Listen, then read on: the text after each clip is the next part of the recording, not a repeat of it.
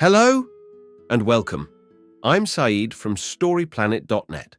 Dive right into the essence of the most captivating books without reading them cover to cover. Whether you're on the go, at the gym, or just relaxing at home, we offer you a unique and enriching listening experience. Today, we are exploring the book, Foolproof, a creation by Tess Wilkinson-Ryan. Examining the fear of being fooled in Foolproof 2023 delves into how this fear shapes societal norms and influences our behavior. The film highlights the pervasive nature of this fear in various facets of our lives, providing insights on identifying and thwarting its impact on our principles and convictions. Before we delve into these revelations, it's interesting to note that Tess Wilkinson-Ryan, a professor at the University of Pennsylvania Law School, teaches consumer law, contracts, and leadership. With degrees in law and psychology, her research focuses on the moral psychology of legal decision-making, particularly in contracts and negotiations. With 5 key ideas to unveil, brace yourself for a deep dive into this captivating book. On StoryPlanet.net. To start, learn how to maintain integrity despite living in a world that may not always value it. The text discusses the prevalence of the theme of being played for a fool in various languages and cultural stories. It highlights that the fear of being conned is universal and can influence decisions and behaviors. It introduces the book Foolproof by Tess Wilkinson-Ryan, which delves into the motivations and mechanisms behind being labeled a sucker and how it impacts society and stereotypes. The book aims to help readers recognize and prevent this dynamic from undermining their values and beliefs. Key idea number 1: the experience of being deceived or taken advantage of is common among all people. Encountering a scam or being conned triggers sugrophobia, the fear of being made a sucker. This feeling is unsettling due to the combination of regret and alienation. Regret arises from being actively involved in one's own misfortune, while alienation affects social standing and respect. The sucker's dilemma transcends material loss, as falling for a scam leads to a power play where one is socially demoted by the con artist. Key idea number 2. The text discusses the link between the sucker dynamic and stereotypes related to race, ethnicity, and gender. Society's offensive stereotypes are often rooted in the sucker-con narrative, perpetuating harmful hierarchies and social status disparities.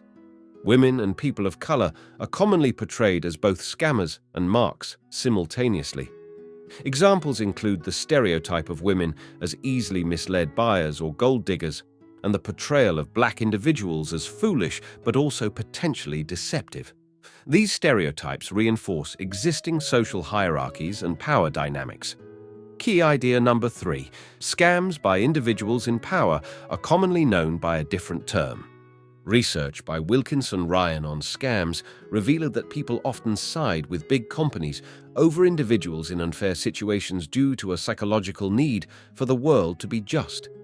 This BS, known as the just world bias, causes individuals to excuse bad behavior by those in power while focusing more on individual scams rather than systemic exploitation, as acknowledging the latter may be too challenging. Key idea number 4. Fear of being deceived can prevent us from acting in accordance with our beliefs. The text discusses the cultural notion of learning from scams, the consequences of being overly courteous, and the impact of fear on trust and judgment. It presents scenarios of skepticism affecting decisions, such as granting extensions or providing assistance to the homeless. Fear of being conned may lead to missed opportunities for efficient solutions and hinder empathetic responses. Key idea number 5. Focus on identifying the threats that are significant and warrant attention. Acknowledging the sucker-ass game helps in making better decisions. Focus on values over fears, evaluate risks, and prioritize trust when appropriate. Trusting others, while recognizing potential risks, can lead to positive outcomes aligning with personal values and fostering support for others. Balancing trust and caution by considering personal goals and potential gains is key in navigating situations effectively. In conclusion, the fear of being seen as gullible is common and pervasive in society. leading us to be overly cautious and hypervigilant.